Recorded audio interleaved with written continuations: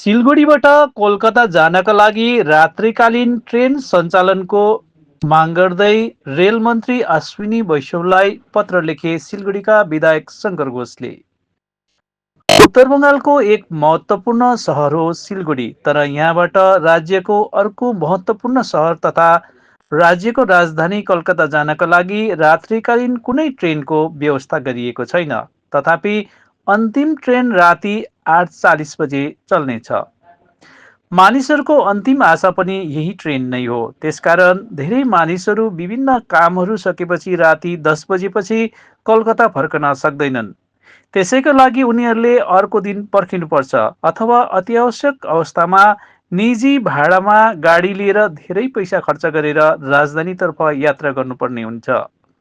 त्यसैले सिलगढीबाट राजधानी कलकत्ता जाने रात्रिकालीन कुनै पनि ट्रेन सञ्चालन गरिदिने विषयमा रेल मन्त्री अश्विनी वैष्णवलाई अनुरोध गरेका छन् सिलगढीका विधायक शङ्कर घोषले।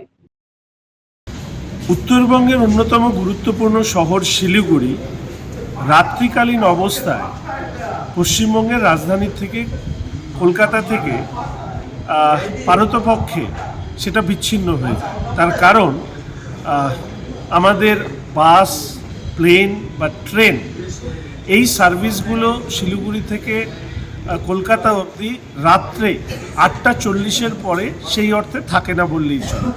ফলে মাননীয় রেলমন্ত্রী অশ্বিনী বৈষ্ণব মহাশয়ের কাছে আমি একটি চিঠি লিখেছি, যেখানে এই সম্ভাবনা খতিয়ে দেখা হোক যে উত্তরবঙ্গের অন্যতম গুরুত্বপূর্ণ শহর শিলিগুড়ি থেকে রাত্রি 10টার পরে কোনো ট্রেন সার্ভিস যেটা কলকাতার উদ্দেশ্যে রওনা দেয় এরকম পরিষেবা চালু করা যায় কিনা।